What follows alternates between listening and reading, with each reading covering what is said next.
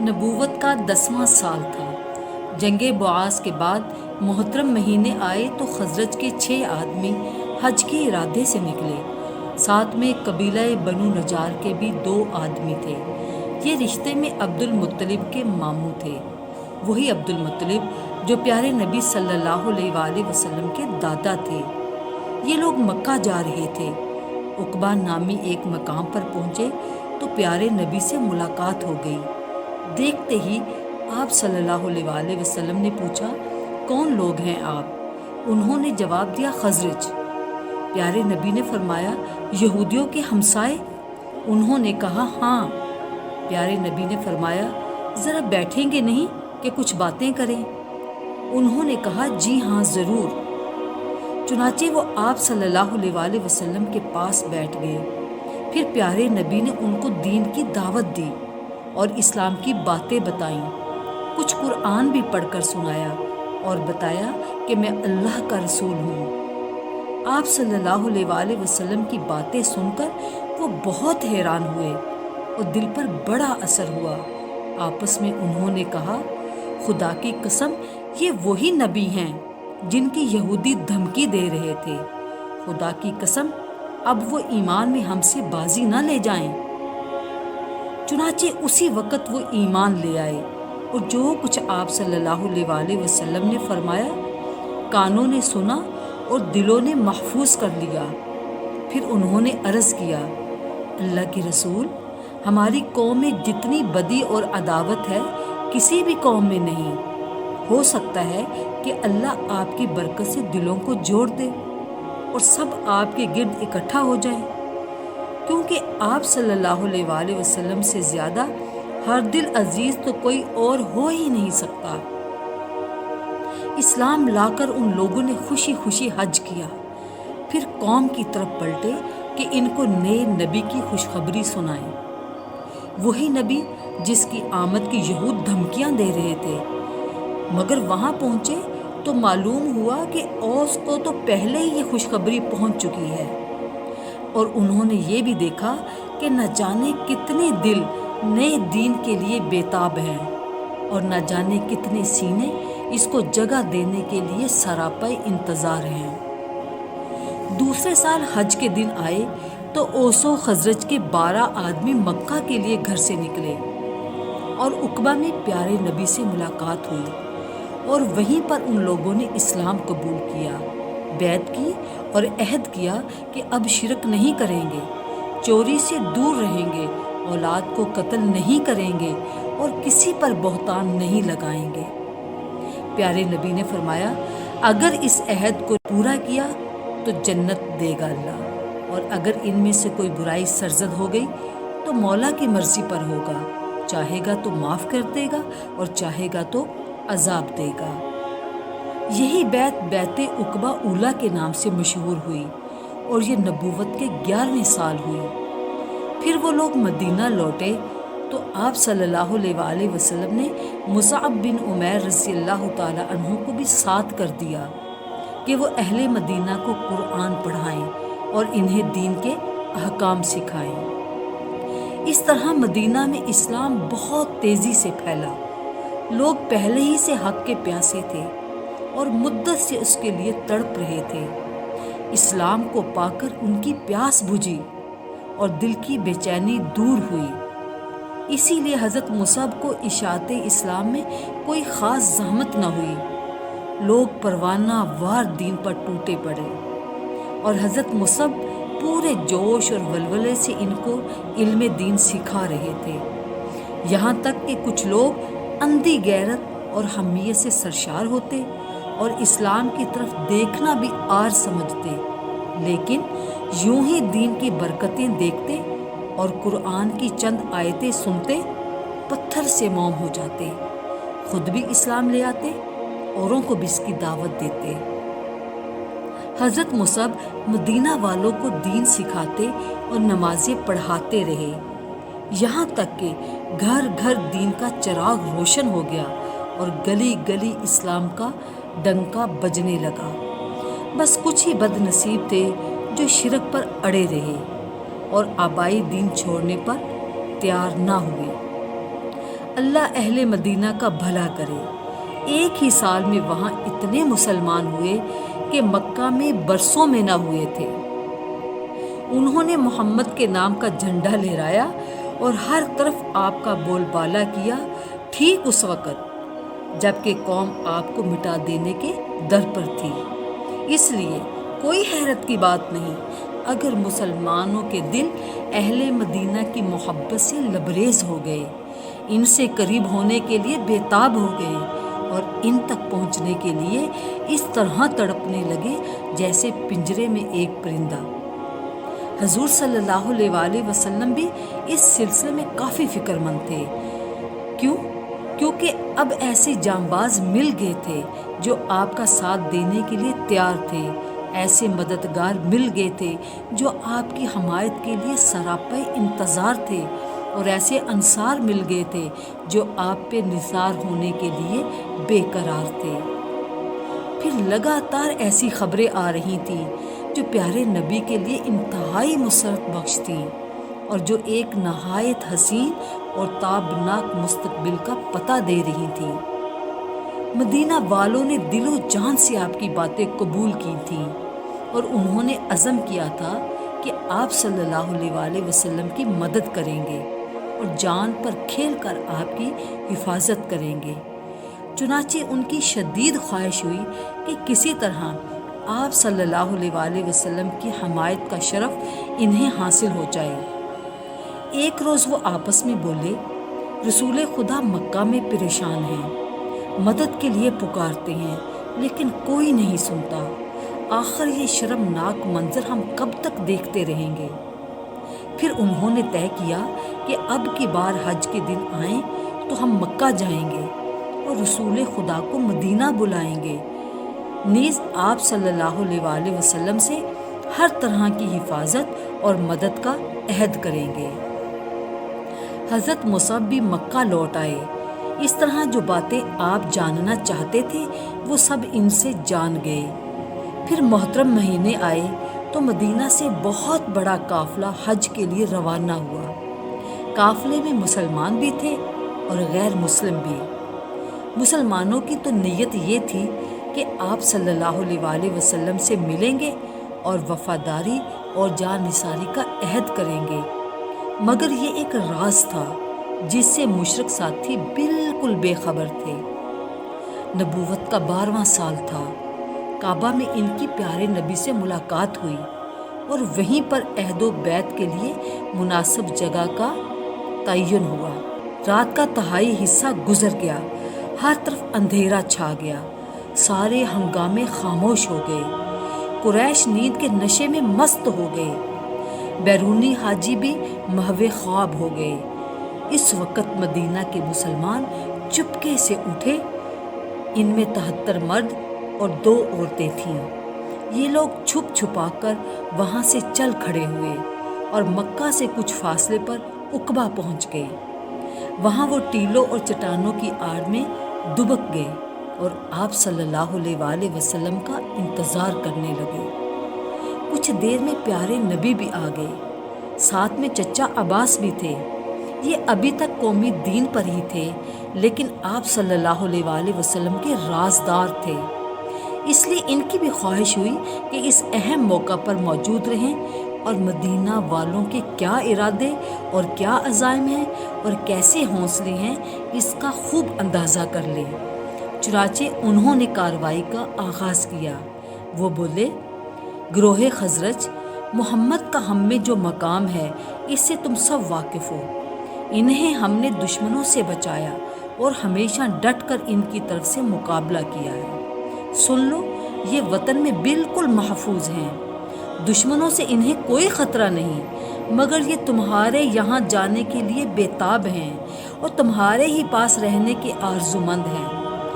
اگر تم اپنے وعدوں کو وفا کرنے اور انہیں دشمنوں سے بچانے کا حوصلہ رکھتے ہو تو ٹھیک ہے، خوشی سے لے جاؤ، لیکن کوئی پریشانی ہوئی تو ہم ذمہ دار نہیں ہوں گے، اور اگر بے وفائی کا خیال ہے تو بھائی ابھی سے چھوڑ دو، یہ یہاں عزت سے ہیں اور سارے اندیشوں سے محفوظ ہیں۔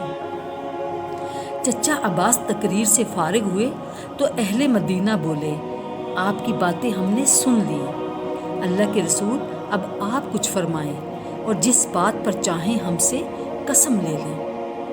آپ صلی اللہ علیہ وآلہ وسلم نے قرآن پاک کی چند آیتیں پڑھیں اور فرمایا، جن چیزوں سے تم اپنے بال بچوں کو بچاتے ہو کیا مجھ کو بھی بچاؤ گے؟ میں بس اتنا ہی اطمینان چاہتا ہوں۔ اہل مدینہ میں ایک شخص برا تھے، یہ معرور کے بیٹے تھے اور قوم کے بہت بڑے سرداروں میں تھے۔ سارے لوگ ان کی عزت کرتے تھے۔ بے تکلف انہوں نے ہاتھ بڑھایا اور یہ کہتے ہوئے دست مبارک پر بیعت کی، ہاں قسم ہے اس ذات کی جس نے آپ کو حق کے ساتھ بھیجا ہے، ہم آپ کو بچائیں گے۔ اللہ کے رسول ہم سے آپ بیعت لے لیں، بخدا ہم تو لڑائی کے شاہ سوار ہیں، آپ جب چاہیں جنگ کے لیے ہم تیار ہیں۔ جنگ سے بھاگنا تو ہمارے لیے آر ہے کہ یہی تو باپ دادا کا شعار ہے۔ برا نے ابھی بات ختم بھی نہ کی تھی کہ یتحان کے بیٹے ابو الحسن بول اٹھے، یہ بھی مدینہ کے معزز لوگوں میں تھے۔ عرض کیا، اللہ کے رسول ہمارے یہود سے کافی پرانے تعلقات ہیں، بیعت کے بعد یہ تعلقات ٹوٹ جائیں گے، ایسا تو نہ ہوگا کہ اللہ آپ کو فتح عطا فرمائے تو آپ ہم کو چھوڑ کر اپنی قوم میں لوٹ آئیں۔ یہ سن کر آپ صلی اللہ علیہ وآلہ وسلم بے اختیار مسکرا اٹھے، پھر فرمایا، نہیں، میرا خون تمہارا خون ہے، میری آبرو تمہاری آبرو ہے، میری امان تمہاری امان ہے، تم میرے ہو میں تمہارا ہوں، جس کو تم معاف کرو گے اس کو میں بھی معاف کروں گا، جس سے تمہاری جنگ ہوگی اس سے میری بھی جنگ ہوگی، جس سے تمہاری صلح ہوگی اس سے میری بھی صلح ہوگی۔ اس کے بعد لوگ بیعت کرنے کے لیے بڑھنا ہی چاہتے تھے کہ ایک صاحب بول اٹھے، یہ عبادہ کے بیٹے عباس تھے۔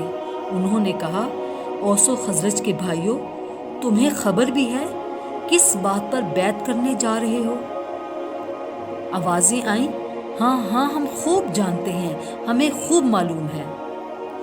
اس نے کہا، سن لو، اس شخص پر بیعت کرنا ساری دنیا سے جنگ مول لینا ہے، تو اگر یہ خیال ہے کہ مال و دولت کو خطرہ ہوا یا قوم کے سردار مارے گئے تو ساتھ چھوڑ دو گے تو بھائی ابھی سے چھوڑ دو۔ کیونکہ بعد میں چھوڑو گے تو نہ ہی دنیا کے رہو گے اور نہ ہی آخرت کے، اور اگر مالی نقصان اٹھانے اور سرداروں کی ہلاکت پر صبر کر لینے کی ہمت ہے تب ضرور لے چلو، دنیا و آخرت دونوں میں بامراد ہوگے۔ سب ایک ساتھ بول اٹھے، مالی نقصان ہمیں گوارا ہے، سرداروں کا قتل ہونا بھی گوارا ہے، پر رسول خدا کو چھوڑنا گوارا نہیں۔ اللہ کے رسول عہد پر قائم رہیں تو ہمارا کیا اجر ہوگا؟ ارشاد ہوا، جنت ملے گی، جنت۔ سب نے کہا، تو اپنا ہاتھ لائیے۔ آپ صلی اللہ علیہ وآلہ وسلم نے ہاتھ بڑھا دیا اور سب نے باری باری بیعت کر لی۔ یہی بیعت ہے جو بیعت عقبہ ثانیہ کے نام سے مشہور ہوئی۔ ٹھیک اسی وقت یکا یک ایک زور کی چیخ بلند ہوئی اور خاموشی کو چیرتی ہوئی ساری فضا میں پھیل گئی، قریش کے لوگوں، یہ اوس و خزرج تم سے جنگ کے منصوبے بنا رہے ہیں، دیکھو یہ محمد سے جان نثاری کی قسمیں کھا رہے ہیں۔ یہ آواز کیا تھی؟ دراصل ایک خطرے کی گھنٹی تھی، لیکن یہ بھی مسلمانوں کے عزم و حوصلے کو ہلا نہ سکی۔ فکر و تشویش تو درکنار، عبادہ کے بیٹے عباس کو اور جوش آ گیا۔ وہ بولے، اللہ کے رسول قسم ہے اس ذات کی جس نے آپ کو حق کے ساتھ بھیجا ہے، اجازت ہو تو کل ہم اہل منا پر چڑھائی کر دیں۔ آپ صلی اللہ علیہ وآلہ وسلم نے فرمایا، ہمیں اس کا حکم نہیں، جلدی سے تم اپنے اپنے خیموں میں چلے جاؤ۔ چنانچہ مسلمان فوراً اپنی اپنی خوابگاہوں پر پہنچ گئے اور آنکھیں بند کر کے سو گئے۔ صبح ہوئی تو قریش نے اہل مدینہ کے خیموں کا رخ کیا۔ وہاں پہنچ کر انہیں سخت سست کہا۔ آنکھیں لال پیلی کرتے ہوئے وہ بولے، مدینہ والوں، خدا گواہ ہے، کہ ہر قبیلے سے جنگ کرنا ہمیں گوارا ہے، پر تم سے کرنا گوارا نہیں۔ پھر تم یہ کیا منصوبے بنا رہے ہو؟ محمد کو اپنے یہاں کیوں لے جانا چاہتے ہو؟ کیوں ہمارے مقابلے میں تلواریں تولنا چاہتے ہو؟ مدینہ کے مشرکوں کو تو رات کی کارروائی معلوم نہ تھی، اس لیے سرداران قریش کی یہ باتیں سن کر وہ بہت چکرائے اور بڑی بڑی قسمیں کھانے لگے کہ محمد کی ہم سے تو کوئی بات چیت نہیں ہوئی۔ مگر مسلمان اس بارے میں کچھ نہ بولے، البتہ وہ کوشش کرتے رہے کہ کسی طرح بات کا رخ بدل جائے اور کوئی دوسری گفتگو چھڑ جائے۔ قریش نے یہ صورت دیکھی تو سخت حیران ہوئے کہ ماجرا کیا ہے۔ وہ لوٹ آئے لیکن ذہن پریشان تھے۔ وہ بار بار سوچتے، کیا سچ مچ رات کو ایسا واقعہ ہوا ہے؟ کیا خبر دینے والے نے ہم کو صحیح خبر دی ہے اور مدینہ والے جھوٹ بول رہے ہیں، یا یہ خبر ہی غلط ہے اور مدینہ والے سچے ہیں؟ اب انہیں صحیح صورتحال جاننے کی دھن سوار ہوئی اور بس چنانچہ انہوں نے حقیقت کی چھان بین شروع کر دی اور اس میں اپنی ساری قوت اور ذہانت لگا دی۔ ادھر اہل مدینہ نے جھٹ رختے سفر باندھا اور اپنے وطن کا رخ کیا کہ کہیں قریش کو پتہ چل گیا تو ان سے جان چھڑانا دشوار ہو جائے گا۔ انصار کا اندازہ صحیح نکلا۔ قریش بہت جلد ساری بات جان گئے اور رات میں جو کچھ ہوا تھا سب خبر پا گئے۔ اب جیسے ان کے ہوش اڑ گئے، وہ غصے سے بوکھلا گئے اور فوراً انصار کا پیچھا کیا کہ وہ ہاتھ سے جانے نہ پائے، لیکن ناکامی ہوئی اور انصار کسی طرح ہاتھ نہ آئے۔ البتہ ایک انصاری گر گئے۔ یہ عبادہ کے بیٹے سعد تھے۔ اب کیا تھا، ظالموں نے خوب دل کی بھڑاس نکالی، ان کی مشقیں باندھ دی اور مارتے پیٹتے بالوں کے بل گھسیٹتے مکہ لائے اور وہاں پہنچ کر انہیں مسلسل ستاتے رہے۔ مکہ ہی میں 2 آدمی تھے، جبیر اور حارث۔ یہ دونوں سوداگر تھے، اس لیے شام بھی جایا کرتے تھے۔ راستے میں مدینہ سے گزرتے تو سعد ہی ان کو پناہ دیتے اور ان کا مال تجارت لٹنے سے بچاتے۔ اس احسان کے بدلے میں دونوں نے سعد کو پناہ دے دی۔ اس طرح کہیں جا کر ان بیچارے کی جان چھوٹی۔ قریش نے جلسے پر جلسے کیے۔ وہ گھنٹوں سر جوڑ کر بیٹھتے اور باہم مشورہ کرتے کہ محمد کے سلسلے میں کیا کیا جائے، کس طرح اسے ناکام کیا جائے۔ اب تک محمد ہمارے درمیان تھا، لیکن ہم عاجز آ گئے، الٹا ہم کو نقصان ہی پہنچا۔ اب کیا ہوگا؟ اب تو اوس و خزرج بھی اس کے ساتھ ہیں۔ کیا محمد ہم پر غالب آ جائے گا؟ اس کا دین مدینہ میں تو پھیل گیا، کیا اور قبیلوں میں بھی پھیل جائے گا؟ اور کیا اس طرح وہ ہم کو فنا کر دے گا، ہمارے محبوب شہر کو ویران کر دے گا، ہمارے سارے بتوں کو مسمار کر دے گا، جبکہ ہم اسی کے لیے برسوں لڑتے رہے، جان لڑا کر برسوں مقابلہ کرتے رہے۔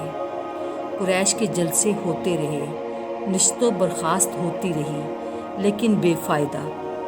یہ مسئلہ ان کو ستاتا رہا، لیکن حل نامعلوم تھا۔ اور مدینہ کے مسلمان، ان کا کیا حال تھا؟ اب ان کا عالم اور ہی تھا۔ مکہ کی بیعت ان کے لیے ایک نئی زندگی کا آغاز تھی۔ اب سینوں میں سکون و اطمینان کی ٹھنڈک تھی اور دلوں میں یقین کی کیفیت۔ اب ان کی روحانیت بڑھ رہی تھی اور عزم میں پختگی آ رہی تھی۔ اب وہ اسلام کے پرجوش مجاہد تھے، جہاں ہوتے اسلام کے نعرے لگاتے اور جس سے ملتے اسی کے گن گاتے۔ پھر ان کی دینی غیرت کو اور جوش آیا اور اخلاص و یقین میں اور برکت ہوئی، یہاں تک کہ گھر گھرانے کے جو لوگ اب تک شرک پر تھے، ان کے بتوں پر انہوں نے دست درازی شروع کر دی۔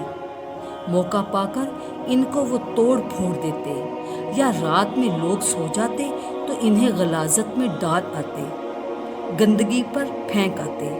پھر صبح ہوتی اور مشرک مورتیوں کی یہ حالت دیکھتے تو تل ملا کر رہ جاتے اور ان کو دھو دھلا کر پھر وہیں رکھ دیتے۔ مسلمان موقع پا کر پھر وہی کرتے۔ یہی تماشا ہوتا رہتا، یہاں تک کہ مشرکوں کو ہوش آ جاتا اور وہ سوچتے جن کو ہم نے دیوتا بنایا ہے وہ کتنے بے بس اور حقیر ہیں، اپنے نفع و نقصان پر بھی تو قادر نہیں۔ چنانچہ کچھ عقلوں پر سے پردے ہٹ جاتے اور وہ توبہ کر کے دین اسلام میں آ جاتے۔ اس طرح مدینہ کی فضا بالکل تیار ہو گئی کہ پیارے نبی جائیں تو سر آنکھوں پہ بٹھائے جائیں، پاک ساتھی جائیں تو ہاتھوں ہاتھ لیے جائیں، اور پھر وہاں ایک نئے دور کا آغاز ہو سکے۔ لہٰذا اب خدا کا حکم آ گیا اور پیارے نبی نے سب کو ہجرت کی اجازت دے دی۔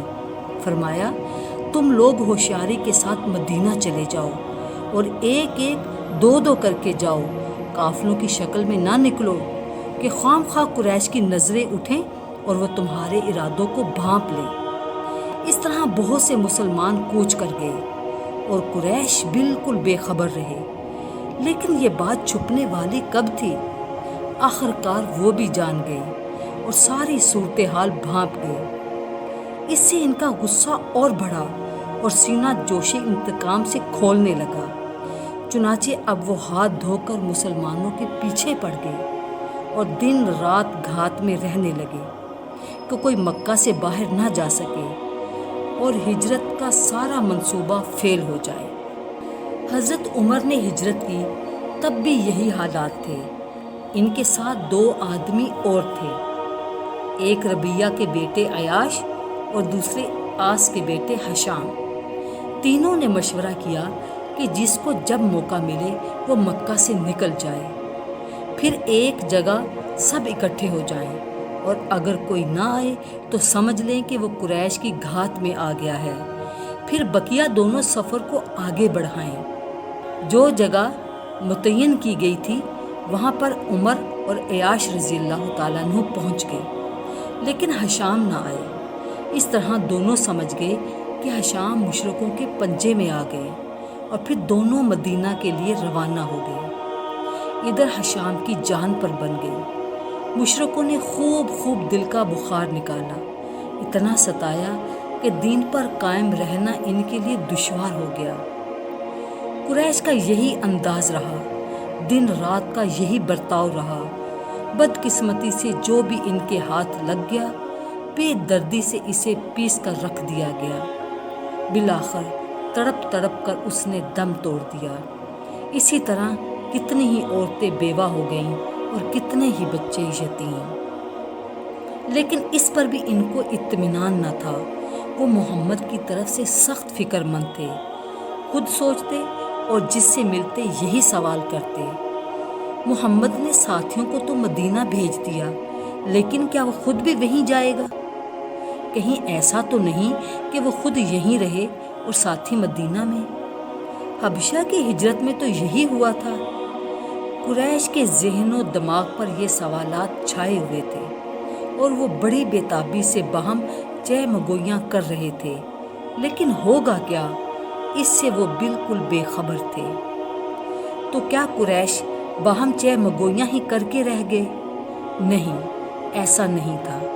وہ برابر فکر مند رہے اور مسلسل سوچتے رہے کہ محمد کے مقابلے میں کون سی انوکھی چال چلی جائے اور کون سی تیر بہدف تدبیر کی جائے۔ کہیں ایسا نہ ہو کہ ساتھیوں کی طرح وہ بھی ہاتھ سے نکل جائے، کہ پھر تو بڑی آفت ہوگی۔ سارا مدینہ تو اس کا جانثار ہے ہی، مکہ کے سب لوگ، سب مسلمان بھی وہی ہیں، ان سب کو لے کر وہ ہم پر چڑھائی کر دے گا۔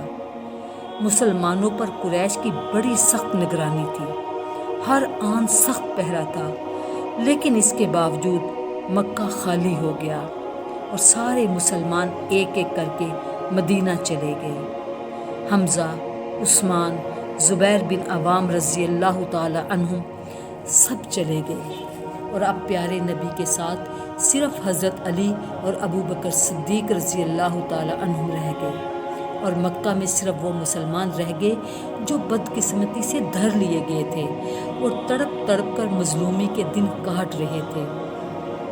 آخر میں ابو بکر بھی جناب رسول میں حاضر ہوئے اور ہجرت کی اجازت چاہی۔ پیارے نبی نے فرمایا جلدی نہ کرو، شاید خدا کسی ساتھی کا انتظام کر دے۔ ابو بکر سمجھ گئے کہ آپ صلی اللہ علیہ وآلہ وسلم کی بھی ہجرت قریب ہے، بس اب حکم الہی کا انتظار ہے۔ چنانچہ خوشی خوشی وہ گھر آئے اور سفر کی تیاریوں میں لگ گئے۔